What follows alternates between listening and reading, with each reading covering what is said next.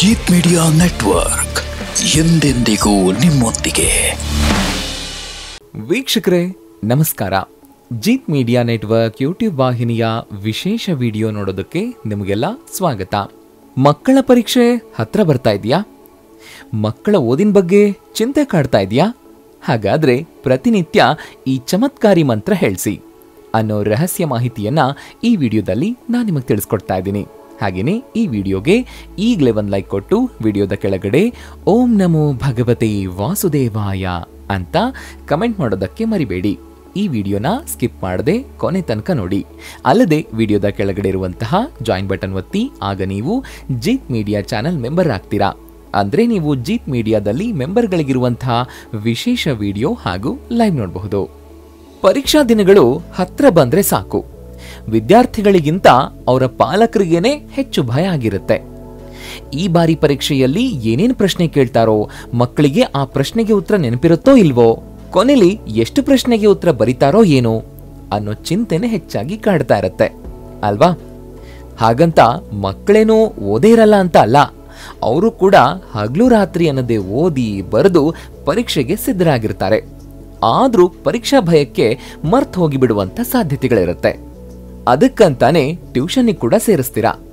ಆದ್ರೂ ಏನೋ ಒಂದು ಭಯ ಮನಸ್ಸಲ್ಲಿ ಆವರಿಸ್ಕೊಂಡಿರುತ್ತೆ. ಅದಕ್ಕೆ ನೀವೇನ್ ಮಾಡ್ಬೇಕು ಗೊತ್ತಾ? ಇದೇ ಪ್ರಶ್ನೆಗೆ ಅದ್ಭುತ ಉಪಾಯವನ್ನ ಈ ವಿಡಿಯೋದಲ್ಲಿ ಹೇಳ್ತಾ ಇದ್ದೀವಿ. ಈ ಪರಿಹಾರವನ್ನ ಈ ಹಿಂದೆ ಋಷಿಮುನಿಗಳು ತಮ್ಮ ಆಶ್ರಮದಲ್ಲಿ ವಿದ್ಯಾರ್ಜನೆಗೆ ಬರ್ತಾ ಇದ್ದ ಶಿಷ್ಯವೃಂದಕ್ಕೆ ಹೇಳ್ಕೊಡ್ತಾ ಇದ್ರು. ಅದನ್ನೇ ಅಧ್ಯಯನ ಮಾಡಿಕೊಂಡು ಈ ವಿಡಿಯೋ ಮೂಲಕ ನಿಮಗೆ ಹೇಳ್ತಾ ಇದ್ದೀವಿ. ನಿಮ್ಮ ಮನೆಯಲ್ಲಿರುವ ಮಕ್ಕಳು ವಿದ್ಯಾಭ್ಯಾಸಕ್ಕೆ ಕುಳಿತುಕೊಂಡಾಗ ಈ ಉಪಾಯವನ್ನ ಮಾಡಿದ್ರೆ ಸಾಕು. ಅಷ್ಟಕ್ಕೂ ಆ ಉಪಾಯ ಏನು ಅನ್ನೋದು ಗೊತ್ತಾಗಬೇಕು ಅಂತಂದ್ರೆ ಈ ವಿಡಿಯೋನ ಕೊನೆ ತನಕ ಸ್ಕಿಪ್ ಮಾಡದೆ ನೋಡಬೇಕು. ಇಂದಿನ ಕಾಲದ ಶಿಕ್ಷಣದ ವ್ಯವಸ್ಥೆ ಹಿಂದಿನ ಕಾಲದ ಶಿಕ್ಷಣದ ವ್ಯವಸ್ಥೆಗಿಂತ ತದ್ವಿರುದ್ಧವಾಗಿದೆ. ಈಗೇನಿದ್ರು ಪುಸ್ತಕದಲ್ಲಿರೋದನ್ನೇ ಓದಿ ಹೇಳಿ ಆ ನಂತರ ಪರೀಕ್ಷೆ ಮಾಡಿಸಿ ಅದರಲ್ಲಿ ಪಡೆದ ಅಂಕಗಳ ಆಧಾರದ ಮೇಲೆ ಜ್ಞಾನದ ಮಟ್ಟವನ್ನು ಅಳೆಯಲಾಗುತ್ತೆ. ಕೊನೆಯಲ್ಲಿ ಅದೇ ವಿದ್ಯಾರ್ಥಿಗಳ ಭವಿಷ್ಯಕ್ಕೆ ಅಡಿಪಾಯ ಆಗ್ತಾ ಹೋಗುತ್ತೆ. ಆದ್ರೆ ಹಿಂದಿನ ಕಾಲದಲ್ಲಿ ಹಾಗಿರ್ಲಿಲ್ಲ. ವಿದ್ಯಾರ್ಥಿಗಳು ವಿದ್ಯಾರ್ಜನೆಗೆ ಅಂತಾನೆ ಋಷಿಮುನಿಗಳ ಆಶ್ರಮಕ್ಕೆ ಹೋಗ್ಬೇಕಾಗಿತ್ತು. ಅಲ್ಲೇ ವರ್ಷಾನುಗಟ್ಟಲೆ ಇದ್ದು ಅವರು ಹೇಳಿಕೊಡ್ತಾ ಇದ್ದಂತಹ ಪಾಠಗಳನ್ನ ಶ್ರದ್ಧೆ ಭಕ್ತಿಯಿಂದ ಕಲಿಬೇಕಾಗಿತ್ತು. ಅದ್ರ ಜೊತೆಗೆ ಶಾಸ್ತ್ರಗಳಲ್ಲಿ ಬರೆದಿರುವಂತಹ ಮಂತ್ರಗಳನ್ನ ಪ್ರತಿನಿತ್ಯ ಕಡ್ಡಾಯವಾಗಿ ಪಠಿಸಬೇಕಾಗಿತ್ತು. ಅದು ಕೂಡ ತಪ್ಪೇ ಇಲ್ಲದೆ. ಆ ಮಂತ್ರಗಳೇ ಆ ವಿದ್ಯಾರ್ಥಿ ಸರ್ವಕಲೆಯಲ್ಲೂ ಶ್ರೇಷ್ಠನಾಗೋದಕ್ಕೆ ಮುಖ್ಯ ಪಾತ್ರವನ್ನ ವಹಿಸ್ತಾ ಇತ್ತು.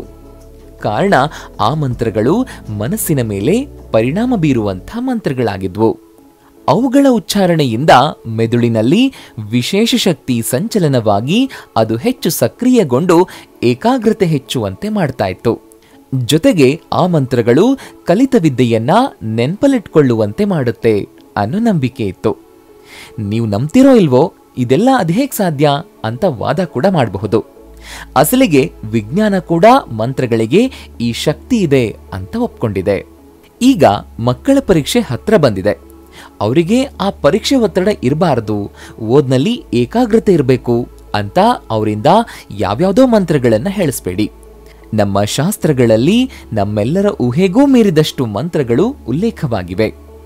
ಅದರಲ್ಲಿ ಕೆಲವು ಮಂತ್ರಗಳು ಮಕ್ಕಳ ವಿದ್ಯಾಭ್ಯಾಸಕ್ಕಂತಾನೆ ಬರೆದಿಡಲಾಗಿದೆ. ಅದರಲ್ಲೇ ಕೆಲ ಮಂತ್ರಗಳನ್ನ ಈಗ ಒಂದೊಂದಾಗಿ ಹೇಳ್ತಾ ಹೋಗ್ತೀವಿ. ಈ ಮಂತ್ರಗಳನ್ನ ನಿಮ್ಮ ಮಕ್ಕಳು ಬೆಳಗ್ಗೆ ಹಾಗೂ ಸಂಜೆ ಸ್ಪಷ್ಟವಾಗಿ ಅಷ್ಟೇ ಜೋರಾಗಿ ಪಠಿಸಿದ್ರೆ ಸಾಕು. ಸರಸ್ವತಿ ದೇವಿಯನ್ನ ಹಿಂದೂ ಧರ್ಮದಲ್ಲಿ ಜ್ಞಾನ ದೇವತೆ, ವಿದ್ಯಾದೇವತೆ ಅಂತ ಕರೆಯಲಾಗುತ್ತೆ. ಸರಸ್ವತಿ ದೇವಿಯನ್ನ ಪೂಜಿಸೋದ್ರಿಂದ ಏಕಾಗ್ರತೆ, ಜ್ಞಾನ, ಜ್ಞಾಪಕ ಶಕ್ತಿ ಹೆಚ್ಚಾಗುತ್ತೆ. ಈ ದೇವಿಯ ಆಶೀರ್ವಾದ ಪ್ರಾಪ್ತಿಯಾಗಬೇಕು ಅಂತಂದ್ರೆ ಈ ಸರಳವಾದ ಮಂತ್ರಗಳನ್ನ ಪಠಿಸಿದ್ರೆ ಸಾಕು. ಪ್ರತಿದಿನ ಬೆಳಗ್ಗೆ ಬೇಗನೆ ಎದ್ದು ಸ್ನಾನ ಮಾಡಿ ಸರಸ್ವತಿ ದೇವಿಗೆ ಶ್ರೀಗಂಧ, ಅಕ್ಷತೆ ಹಾಗೂ ಹಳದಿ ಹೂವನ್ನ ಅರ್ಪಿಸಿ. ನಂತರ ಧೂಪ ಹಾಗೂ ದೀಪದಿಂದ ಆರತಿಯನ್ನ ಮಾಡಿ. ನಂತರ ಯಾವುದಾದ್ರೂ ಸಿಹಿ ಪದಾರ್ಥವನ್ನ ನೈವೇದ್ಯದ ರೂಪದಲ್ಲಿ ಇಟ್ಟುಬಿಡಿ. ಇಷ್ಟೆಲ್ಲ ಮಾಡಿದ ನಂತರ ಜ್ಞಾಪಕ ಶಕ್ತಿ ಹೆಚ್ಚಾಗೋದಕ್ಕೆ ಹಾಗೂ ಏಕಾಗ್ರತೆ ಹೆಚ್ಚಾಗೋದಕ್ಕೆ ಈ ಮಂತ್ರಗಳನ್ನ ಪಠಿಸಿ. ಮೊದಲಿಗೆ ಸರಸ್ವತಿ ದೇವಿ ಬಳಿ ಏನನ್ನಾದ್ರೂ ಕೇಳೋ ಮುನ್ನ ಈ ಮಂತ್ರವನ್ನ ಹೇಳಬೇಕು. ಓಂ ಸರಸ್ವತ್ಯೈ ವಿದ್ಮಹೈ ಬ್ರಹ್ಮಪುತ್ರಾಯೈ ಧೀಮಹಿ ತನ್ನೋ ದೇವಿ ಪ್ರಚೋದಯಾತ್. ಇನ್ನು ಸರಸ್ವತಿ ದೇವಿಯ ಗಮನವನ್ನ ನಿಮ್ಮತ್ತ ಸೆಳೆಯಲು ಈ ಬೀಜ ಮಂತ್ರವನ್ನ ಸ್ಪಷ್ಟವಾಗಿ ಹೇಳಿ. ಓಂ ಐಂ ಸರಸ್ವತ್ಯೈ ನಮಃ. ಹಾಗೆಯೇ ವಿದ್ಯಾರ್ಥಿಗಳು ತಮ್ಮ ಏಕಾಗ್ರತೆಯನ್ನ ಹೆಚ್ಚಿಸಿಕೊಳ್ಳೋದಕ್ಕೆ ಈ ಮಂತ್ರವನ್ನ ಪಠಿಸಿ. ಸರಸ್ವತಿ ನಮಸ್ತುಭ್ಯಂ ವರದೇ ಕಾಮರೂಪಿಣಿ ವಿದ್ಯಾರಂಭಂ ಕರಿಷ್ಯಾಮಿ ಸಿದ್ಧಿರ್ಭವತು ಮೇ ಸದಾ.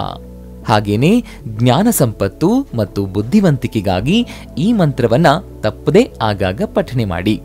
ಓಂ ಅರಂಮುಖ ಕಮಲವಾಸಿನಿ ಪಾಪಾತ್ಮಂ ಕ್ಷಯಂ ಕರಾರಿ ವಾಡವಾಡ ವಾಗ್ವಾದಿನಿ ಸರಸ್ವತಿ ಐಂ ಗ್ರೀಂ ಜ್ಞಮಃ ಸ್ವಾಹ. ಈ ಮಂತ್ರಗಳನ್ನ ಪ್ರತಿನಿತ್ಯ ಬೆಳಗ್ಗೆ ಹಾಗೂ ಸಂಜೆ ದೇವರ ಮುಂದೆ ದೀಪವನ್ನ ಹಚ್ಚಿ ಪಠಿಸಬೇಕು.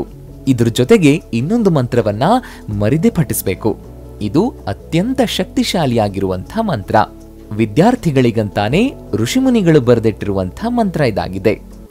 ಈ ಮಂತ್ರ ಹೇಳೋದ್ರಿಂದಲೇ ವಿಶೇಷ ತರಂಗಗಳು ಮೆದುಳಿಗೆ ತಲುಪಿ ಅವು ಹೆಚ್ಚು ಹೆಚ್ಚು ಕೆಲಸ ಮಾಡೋದಕ್ಕೆ ಪ್ರಚೋದಿಸತ್ವೆ.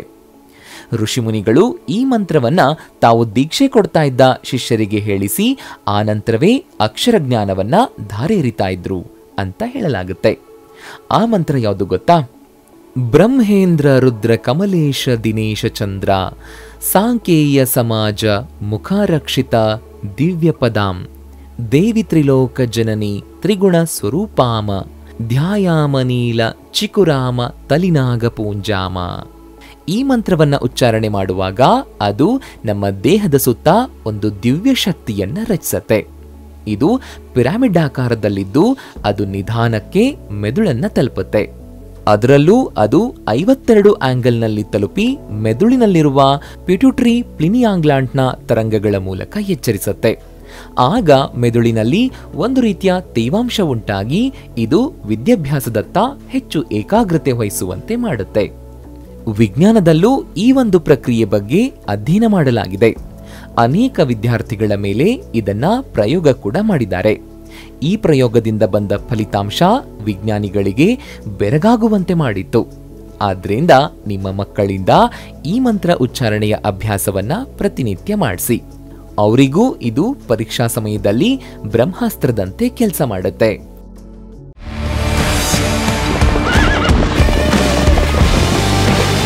ಜೀತ್ ಮೀಡಿಯಾ ನೆಟ್ವರ್ಕ್ ಎಂದೆಂದಿಗೂ ನಿಮ್ಮೊಂದಿಗೆ.